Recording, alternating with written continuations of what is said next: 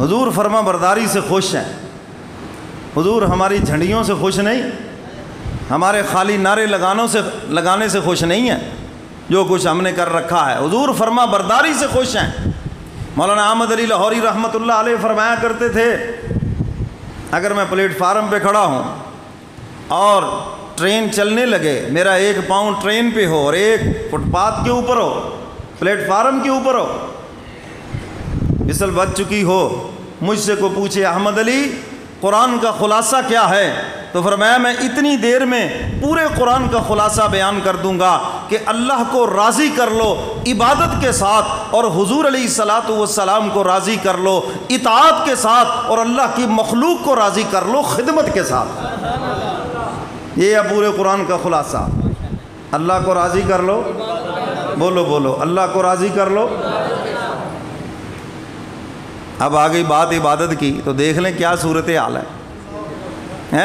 یہ تو بڑا تم کہتے پتہ نہیں جی اللہ میں کڑے کمج راضی ہے، اللہ عبادت میں راضی ہے۔ لو آپ کو بتا دیتے ہیں اللہ کس میں راضی ہے، بولو بھائی اللہ کس میں راضی ہے۔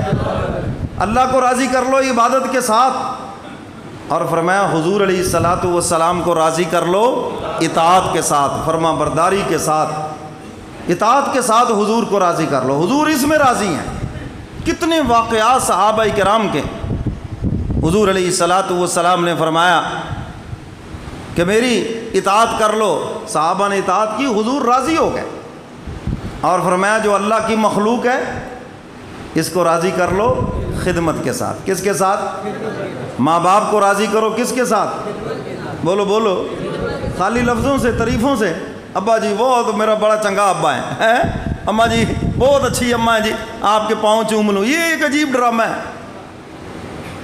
ہمیں حکم دیا گیا ان کی خدمت کا، خدمت کرتے نہیں، خرچ ان کے اوپر کرتے نہیں، اور یہ ڈرامے کریں گے، کوئی چوم رہا ہے، پاؤں چوم رہا ہے، وہ کچھ کر رہا ہے اور سوشل میڈیا پہ چلا رہا ہے، اور دنیا کو پتہ چل جائے جی اماں کا بڑا فرما بردار ہے۔